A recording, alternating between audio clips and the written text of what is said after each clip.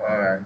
So um, we're going to start with how to work with Figma design because most of the design you will work where you are dealing with in a professional level, there, most of the design you work on, they are not going to be something you just come across online. Even if you come across them online, you have to do a lot of work yourself to get the resources. But when you're working with a real project or something that is connected to a real UI UX person there, you are going to be given access to a file from the design file there, or depending on the this thing that the designer will be using. But the most used app for creating prototype for sites is this Figma there. Even most of the design we have been working on, we kind of exported them out from this Figma. So you need to be able to know how to collaborate with designer there. So you have the design, and you guys can communicate like, oh, something is going on here, I don't have access to it, something here, the color like this, or so you guys can talk. And as you can see from their sample, this is how your profile is going to show there. So yeah, this is for the designer. So this is what they are going to see. But you as a developer now, you don't really need much of this thing. What you need is the developer mode, because there are two modes in Figma. We have the design mode and we have the developer mode. So design mode is where the designer actually do whatever they need to. But for the developer, this is where you see what are the stuff, the size, and how the element are coupled together, and so forth, like that. So that's what you need as a developer. But before you can use this thing, you need to have an account. This is just their site, but that's they have the app. This is the Figma site, but from here you can go to the Figma app because there's an app there like that. So the first thing you have to do is either to register or to log in. So once you just create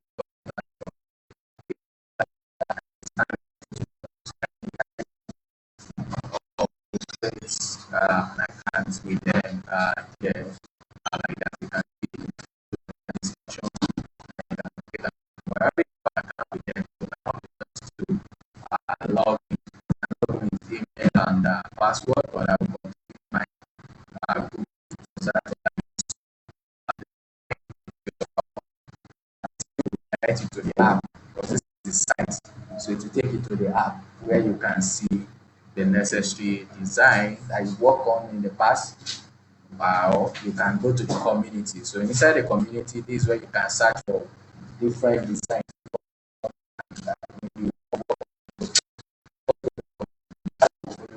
Then you find design for you so that you can see the source. You can see now it will take me to the app where I'm going to see all the projects I've worked with before, like that. So depending on the network speed, yeah. So once you take it to the app, it will start loading. But this kind of a stuff is showing here is what we call skeleton loading.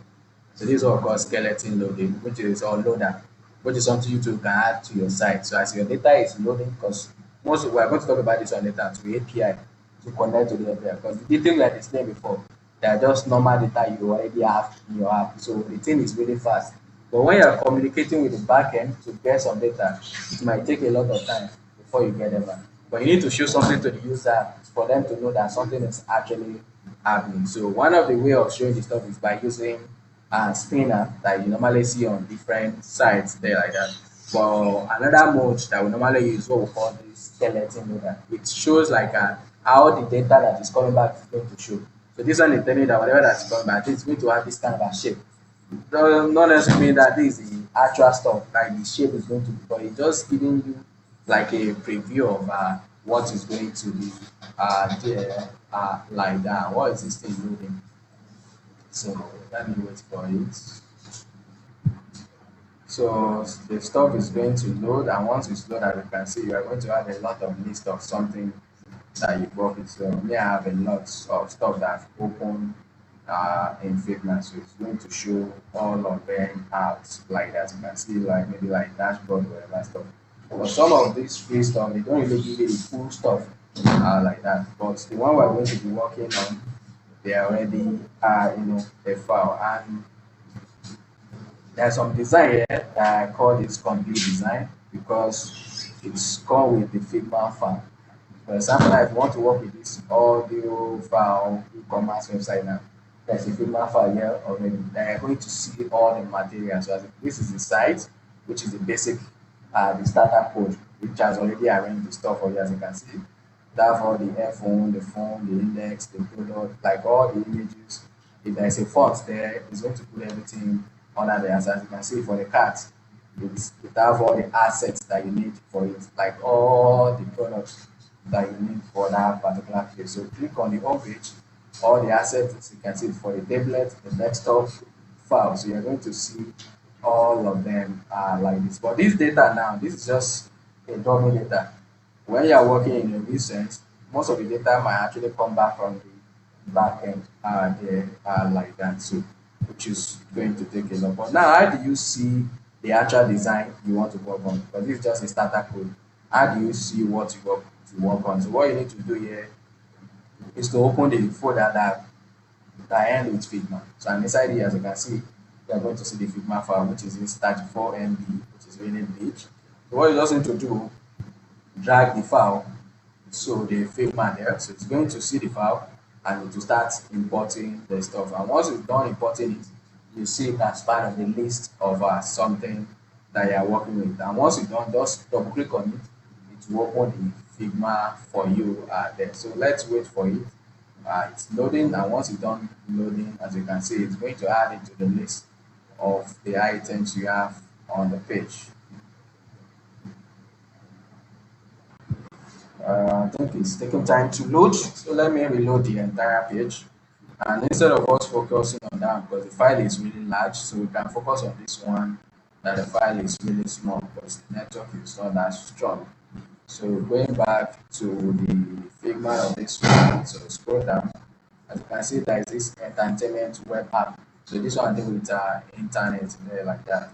So for the front end quiz, so let's work on it like this. So yes, let's click on Figma file. So it's only 5 MB, which shouldn't take time to load. Let me go back here. Is that one done? Audio file.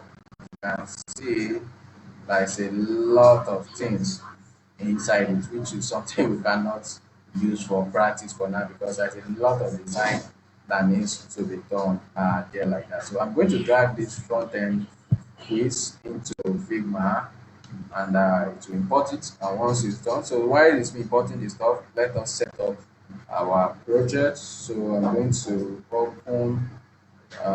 open folder, then go into training, students, mailverse, so advanced. So we have projects, we have a card payment, and here we're going to have the front end quiz like this. So save, then open the project in VS Code. This process is always the same. After you open the folder, you set up your project there. So let's open the terminal. And once the terminal is done opening there, what's wrong with my terminal? Okay, VS Code is still doing alright. Terminal new. Alright, so once terminal is done opening, we need to set up our feeds. So npm create feeds at the latest. What's wrong with this? Why did you change my keyboard? So at the latest, like that. To ask us question, do you want to install? Yes. Then it will ask you for your project folder. But don't forget you need to use dots because we created the folder as you can see. We need to use dots so that it uses this current folder, not that it's creating another. So it will pick the name as a project. So what do you want to use? We want to use React. And what type of stuff we want to use JavaScript. So the next thing is for us to use npmi to install the necessary stuff we have on that package. Because you look at it, it have React, React them, it have all the stuff. So you need to install them. So so that we're able to run the project. And as you can see, this project is something that is going to be between different pages. So you need to have a page where you are going to pick the type of the quiz that you want to do. So let me go back to the stuff. Yeah. So we need this page where you are going to pick the type of the quiz you want. So whether it is HTML, CSS, JavaScript, or accessibility, there like that. Once you click on any one of them, it will take you to a page where you now see the list of the questions. But that page, it will be switching the question based on the one you click on. So you click the answer next, it will bring another set of questions. But the thing is going to randomly pick the question, not that the way the stuff is arranged in data, that's how it will know to be picking the question randomly. So there like that. So we're going to use the match.random to just quickly pick some set of maybe like 5 questions from the list like that. And from there, we display only that question for them because we don't want to just show everything. So just pick maybe like that. If the thing is like 50, you just pick 20 out of it. But it's going to be at random. So which means when you try the game next time, what you see for this one will be different from the other. It might contain some of them, but it will not be in that order. There like that. So and we're going to have a page that display the result. I don't know maybe it's having it, but let's once the Figma is done in loading, yeah, as you can see now, it's done. And the next thing we just need to do is you can see this is the project. You can see that it contains a lot of pages, so it's not just one page. So which means we need to use our React platform. So just to open the project file.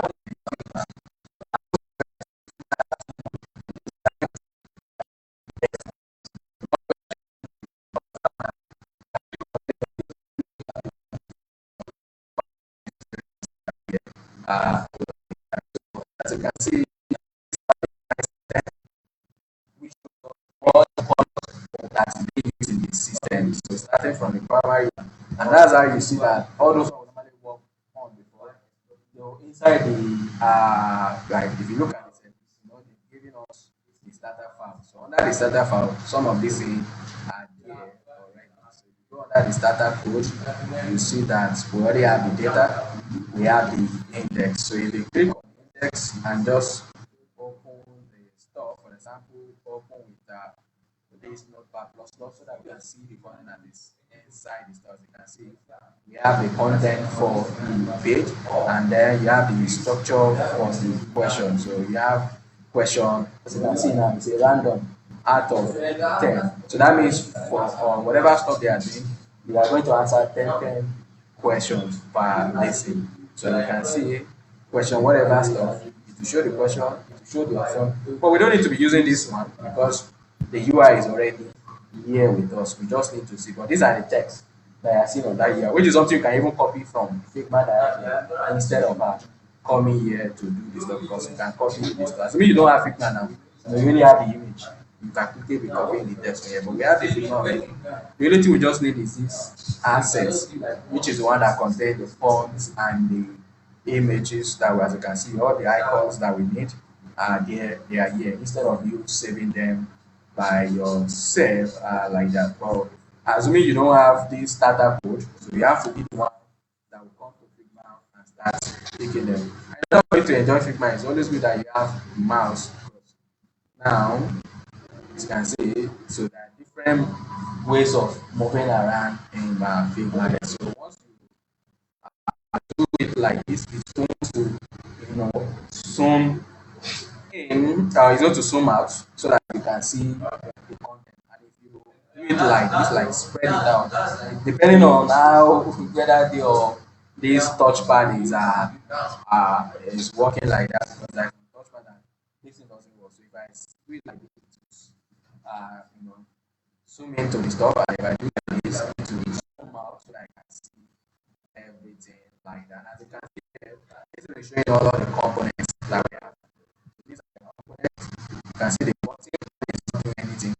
Button is over, and I can see the questions. So these are each one of your questions. When it is idle, that means you are not on top of it. User is not there. But once they go there, this one will change to this color. And the one that is selected, as you can see, this one is going to show. The one that they pick right, if they pick right, this eye is going to show. And if they pick wrong, this is what is meant to show. But where are we using all this? This is a component. You can create them as component and you now keep using the stuff like that.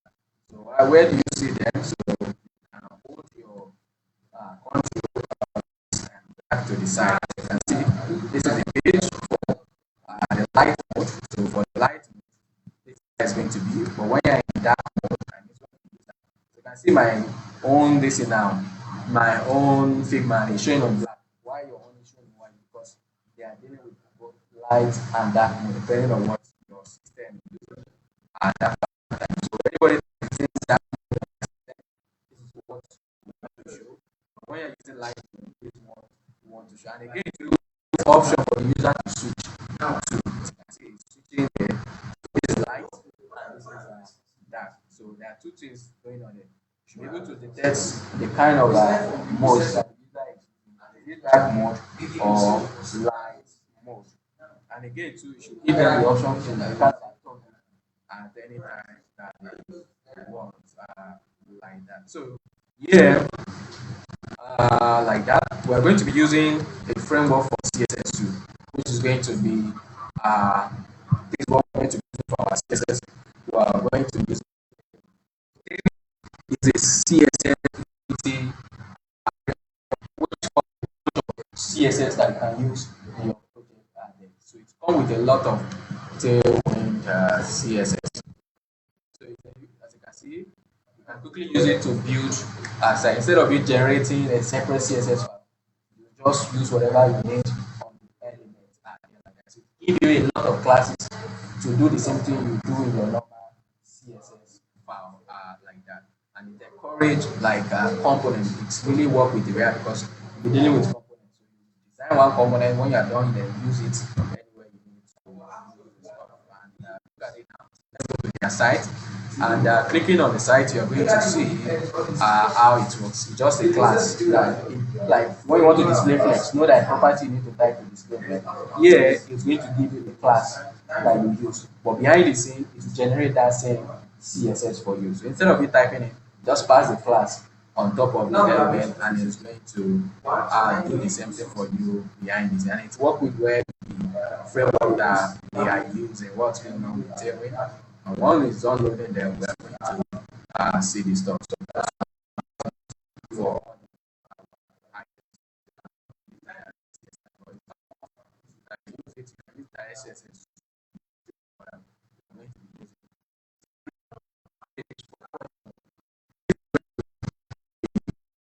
for the question, this is where you see the side.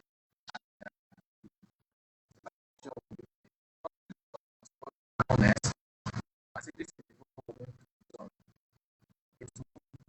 based on the one year statistics out there, based on percentage numbers. So when you are in question 6, to get just by dividing this one by 10, then whatever number you get,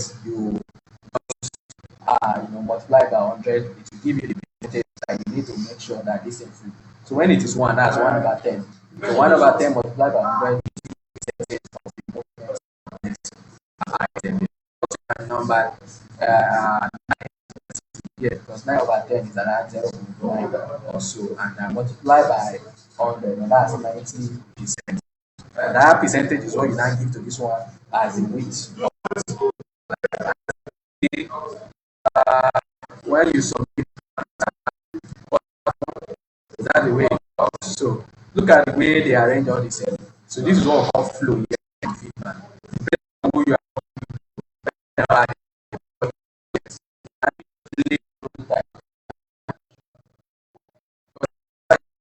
how this is the play button. So once you prototype, start behaving like you are using normal app. It's already app, it's just a prototype for you to see how things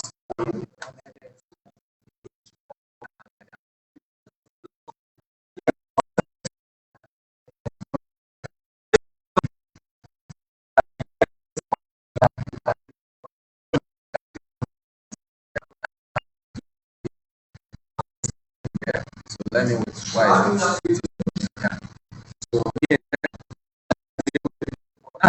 really this reduce the screen to another view escape. So we can change the screen here to actual side, but I want it to be fixed width. So you want it like that, or you can just fit it. It is going to fit the width, or you can fit the screen so that it fits to the screen. But this is not what I want. But this one is not doing anything like that. This page is not doing anything. So to bring other page, just click on the stuff remove this thing. So as you can see, you can move to other items that are connected. If there is anything that is connected here, and I don't think they did not connect this stuff. If there's anything that is connected, once you click, it will show sign that like something will blink on the page. And anyway that thing is blinking, it means that place is interactive. You can click. But all this one now, you click for nothing tomorrow, nothing will happen because nothing is blinking. But if assuming it's something that is connected together, you're going to see that it will blink. But this one is just for you to click on. And as you can see, as I'm going, it's moving to each one of them. The only thing that they just do is to connect the pages, or you cannot interact with the element to move to that page. So you have to be doing it from here. But in a real sense, when you're working with a normal design, you connect the prototype together based on the way the user is going to use the application. So here now it's going to show that I can toggle this thing, but now it's not working. You can only do it from here. But in a real sense, I should be able to click.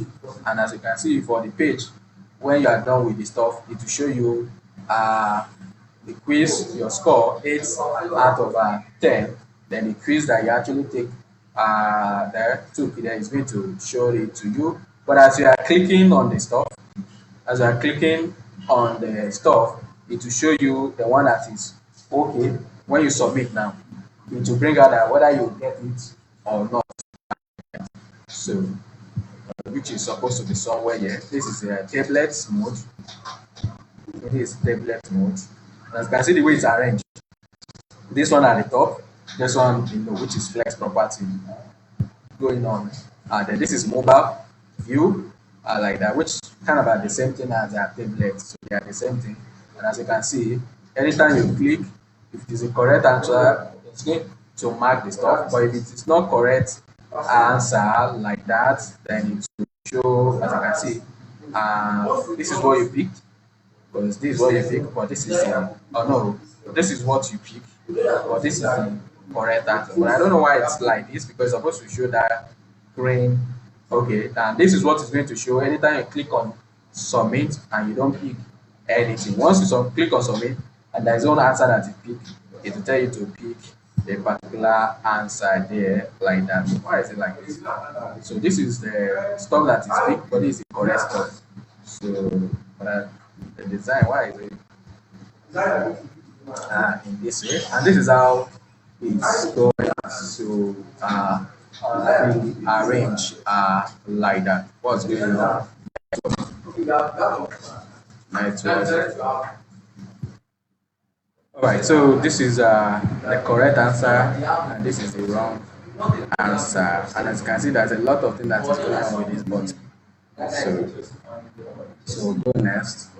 This is how it should be on the mobile.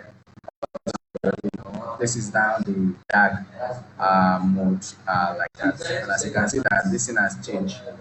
It's that side. So that's how it's going to be. When it's in light mode, as you can see, it is here. But when it is dark mode, it's going to be in the other side. So we're going to do all these things. So let's restore what we need. Yeah, so it's setting up already npmi to set up. Then after it's done, we need to install our routing because we need like 3 pages now based on what I'm seeing here on the Figma. So we need 3 pages. Go back to Figma. So if you look at it on the page where you are going to where you are going to display the quiz, and at the same time we need a page where you are going to display like that. So that's the only thing. That's what we are. As you can see, all this they are on that. So it's when you display these are so this doesn't mean you are going to a separate page. You see here, these are different of this thing. So these are the pages we have. One, two, three. Like that. That one is the you can see the table and the mobile, they are the same. So you can just forget. So once you are dealing with anything, you assume that from mobile now all the way to tablet, they are going to be the same. You can see it's the same. The difference is just the wideness, which you don't need to care. The thing will go wider like that. Almost all the design I will not show you that this one. This is how the color is going to. Can quickly do this using the Tailwind CSS that I'm talking about because built in, you just need to tell it where to use dark and when to use what to use when it is in dark and what to use when it is in light mode, like that. So, and this is the Tailwind. So once you go to their site, you are going to see the page what you can do there. You have the selector. Inside the selector, you are going to display flex. But with this Tailwind CSS, what you just need to do all this CSS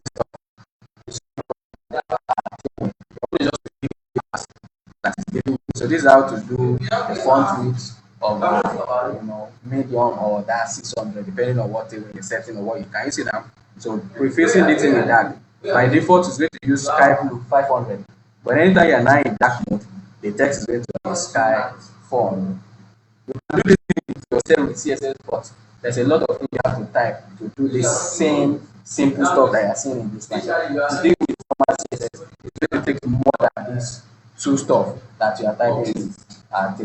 So it's kind of a simplified a lot of things for you out of. And again, too, when you want to do media query, as you can see, this is the media query going on here. So what this thing is saying is our medium screen. You want the eye to be auto. You want the scene. You don't want it to be landed at all.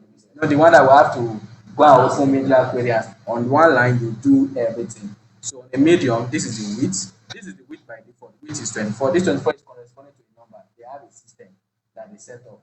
So when you say width one, that one is corresponding to a particular unit.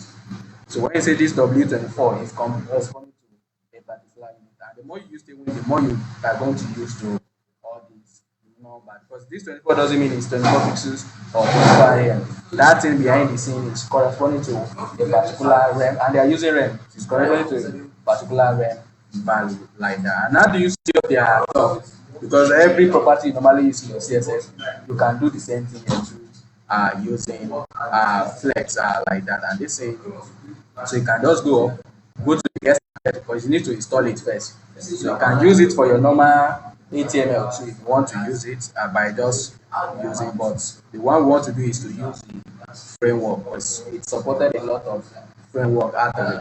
You know that we're using Vite like that, so you can click on that as you can see under the Vite. So click on it. This I want to click on it. It take you to the installation guide. You can do it for different applications like Angular, FCS, a lot of framework and supporting stuff. So we've done all these steps, as you can see, the step we've done before. So we don't need to be doing all this one again. But the next step is to install Tailwind itself. So the second step is what we need, and I think this one is taken and this one is done. So what we need to do is to copy this command like that. So copy this command to install Tailwind and it's necessary stuff that it needs to install. So clear here. So paste the stuff and it's going to install. And as you can see, the T means it's going to install it as a dev dependency because when you deploy your app, you don't need Tailwind. What you to do is to help you to generate all the CSS that you need based on what you are typing in the class.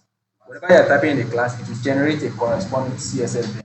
So you don't really need Tailwind when your app is running in prod there, but it's really needed in dev when the thing needs to build your application like that. So it will generate the necessary stuff. And once that line is done, we need to generate the Tailwind file. So like that. So this one is going to initialize Tailwind by generating some files here for configuration. So you're going to generate some configuration for our tailwind there. And that's where you can change anything in that tailwind so that it suits your business based on what you want. Because you know there is some setting they are doing out of the box, but you don't want to use those settings. You can change it inside the settings there, like that. So, and once that step is done, so we need to update this line. So can you see the theme that they are setting up? You can extend it and include your own. If you want to extend, this extend means you don't want to change what is there before. You just want to add your own extra stuff. But if you don't use extend, you just pass it and it will replace everything that is here. If you use the same name like that. So and again too inside our CSS file, we are going to add on this line. This is where the magic of connection is going to happen. You can run your application and you start using Tailwind like that. But first, let's wait for the stuff to be installed. And once the installation is done, which is not supposed to take time because of network. So it's going to look like this. So yeah, it's done installing like that. So let me clear the command line and we type the other one, which is this npx tailwind css init, and it's going to generate the css I mean the tailwind config file here. So just like the way we have this git config, so it will generate the config for tailwind where you can configure your tailwind to your taste. And once that one is done, so the next thing we need to do, we need to update this our index.css. So remove everything that this thing is including there. As you can see, it has created the file. So it will create these two files, and inside these two files, so we need to update it. So we need to update the file. We need to update the content.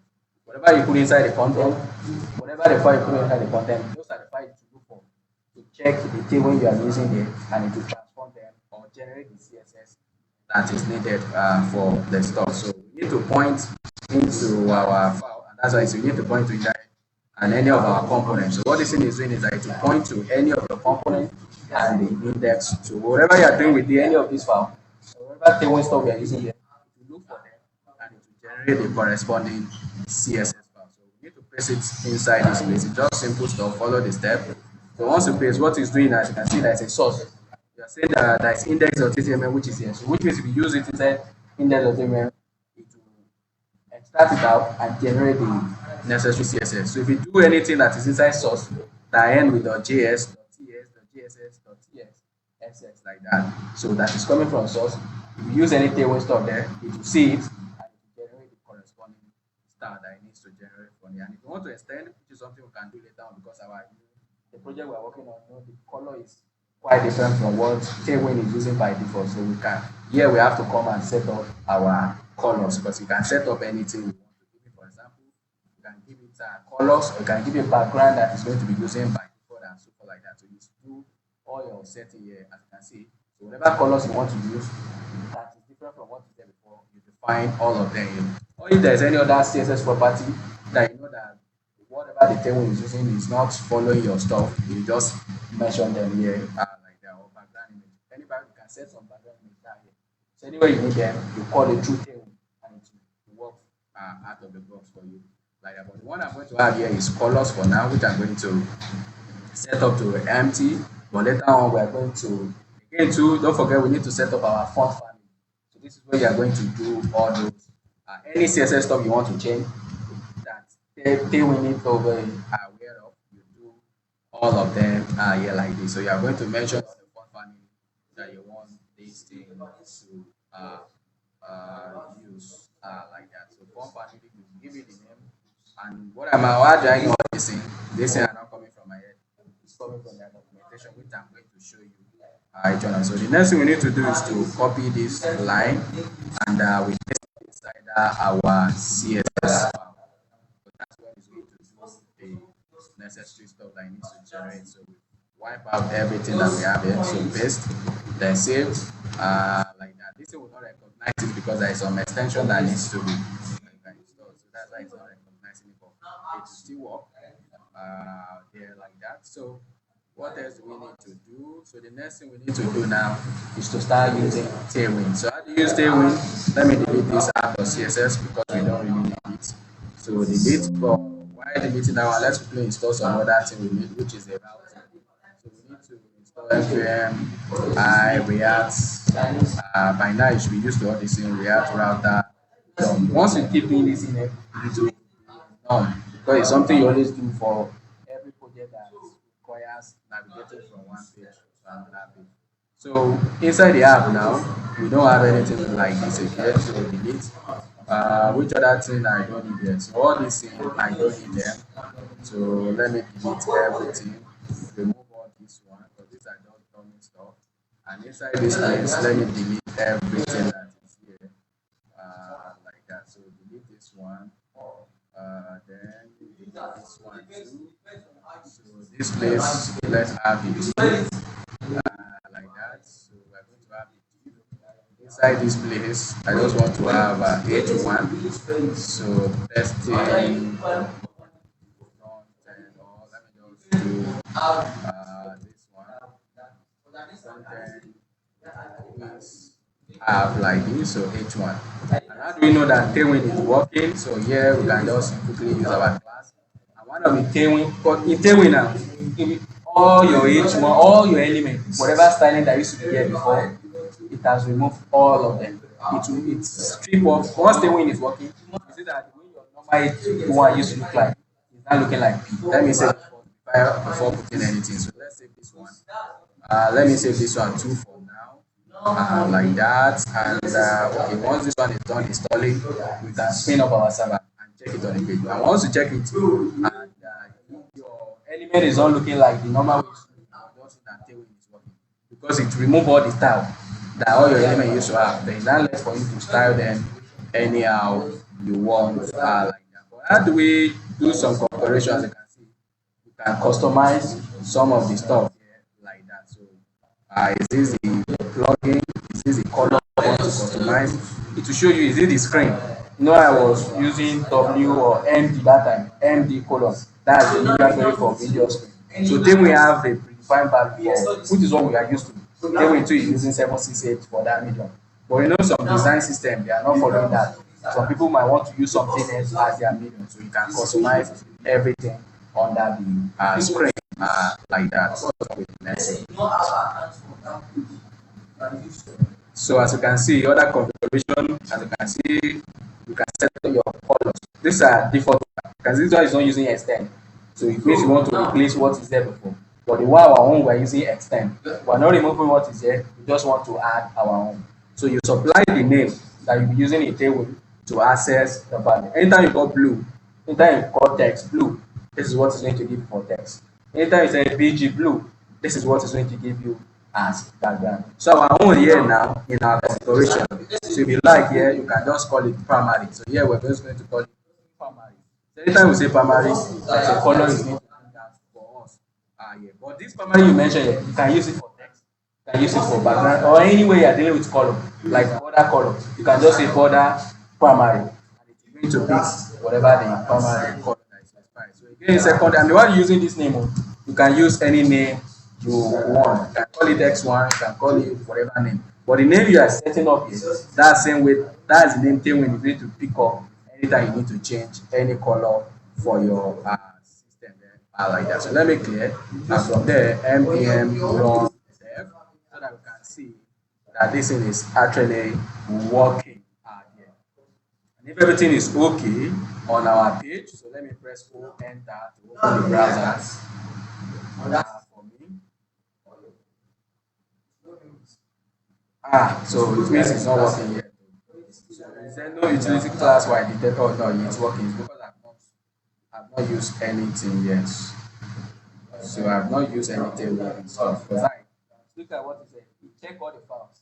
You see that I cannot find any Tailwind usage. That's why it's complaining. But it needs to generate the CSS for us. Like that. But if this thing is working, if you go to the page, the element, can you see now? Look at the way the H1 is going. So it means Tailwind is in charge now. So it has removed all the style on your element. Look at the H1 now looking like P. So it's not less for you to style it the way you want it to be. So for example, here I want the colors to be that our primary color. Here I can just use red just to showcase the stuff, and the secondary is blue. So anytime I do text primary now, is what's going to give us is red.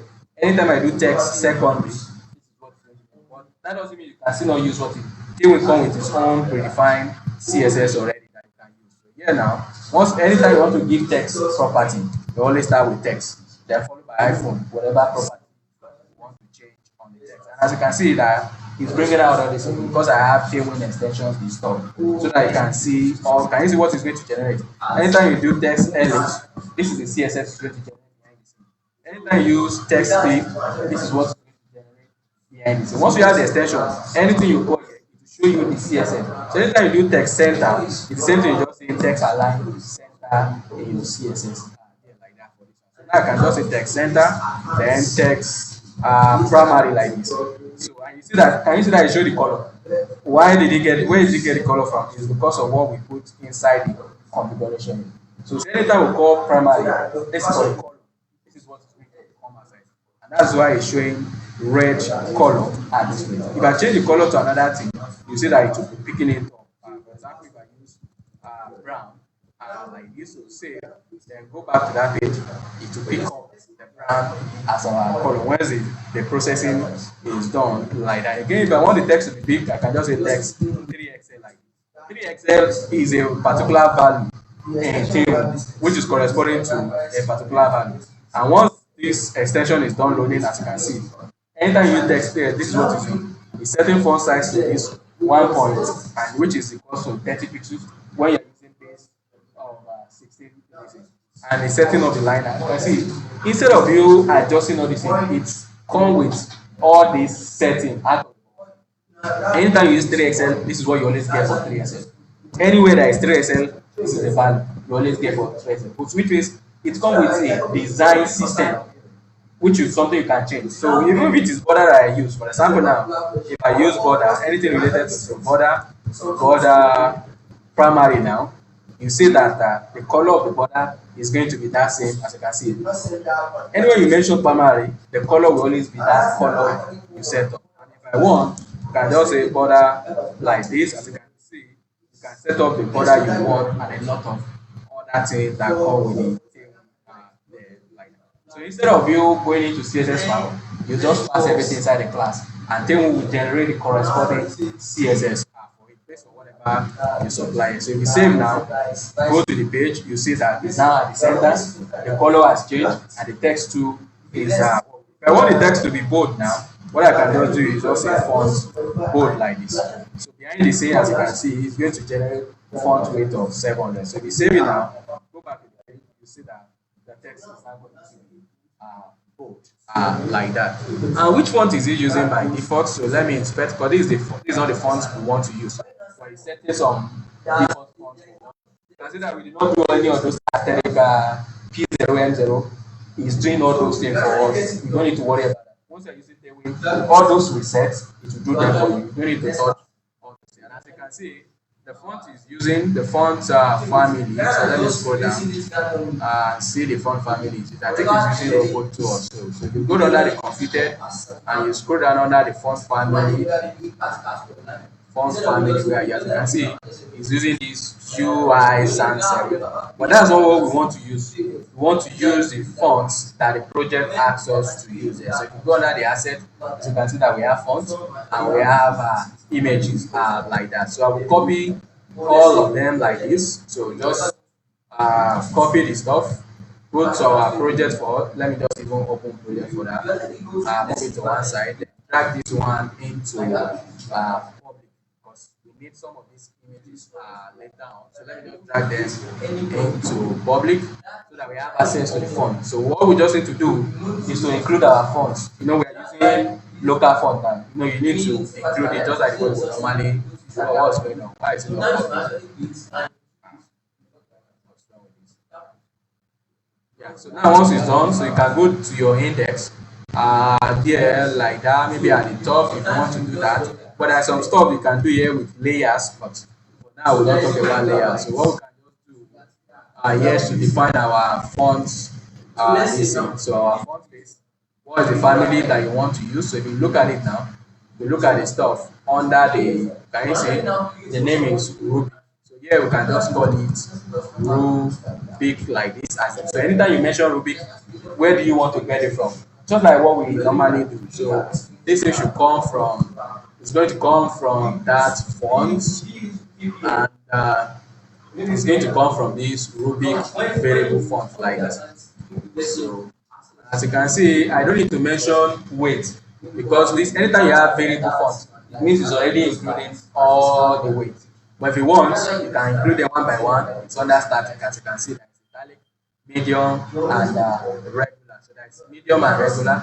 But with this variable, you can join everything together. So we again too, we can include the second one that is meant for.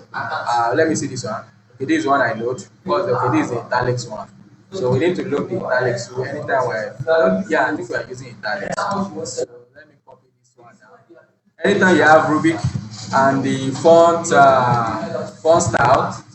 So when the font style is italic like this, so we want to load the one that is meant for that. So we want to load Rubik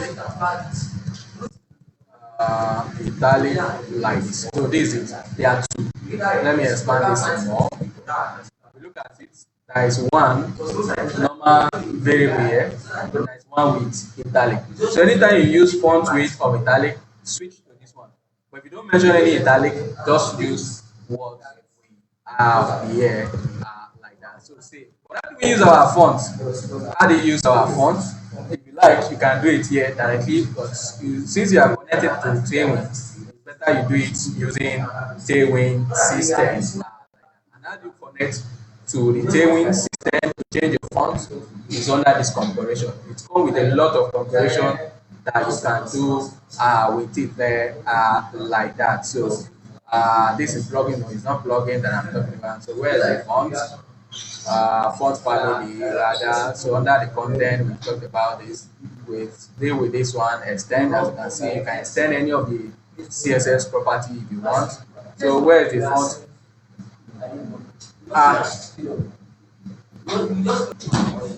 All right. So under the font family, it's or you can quickly search here. So don't let me waste my time. Where is the search?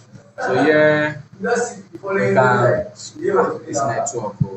Oh, that's why it's not clean. Network is not. So where's the setup? The themes, the preset. Yeah, under the theme. Where's the font family? Why everything not clean?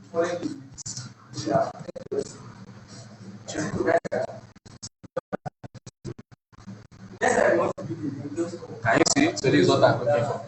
So you mention the fonts you want and you specify, can you see this is the name of the font? Graphite or this is the backup font in case it's not loaded. So anytime you mention sans as the font family, this is what it's going to load. And if it's not available, then it will go back to the backup. So our own, we're going to call it Rubik, the same name. So we load the font already. So from the table config here, we need to specify what we need. So here is going to be Rubik. Anytime you mention font family Rubik, like that Rubik. So it's going to be whatever name. The name has to match what we set up here. As you can see, the name is this. So this is the name. We just copy it like that. So copy the stuff, then come here. Then if it is not known, maybe it's taking time to load. Just use the sans serif by default like that. So once this one is back, then it will pick it up. So anyway, you want to use this your phone family now, you just need to go there and you set the stuff up. For example, here now, that our H1. So let me go back to the app. You can just give it this font Rubik like that. The same, whatever name you set up here, just a font, then followed by that name. The thing is still loading. And once it's done loading, bring it out and it will pick it up. But whatever name you set up from table coffee, it will see it. And once you see it, it will auto generate the stuff for you here like that. So whatever you are doing here, it's matching whatever thing we are set up or what you set up inside the config. All this text center, it's coming from Tailwind. So they've set up all this one. The text primary now, the primary one here is the color that we set up. No, that's not the color that's going to get.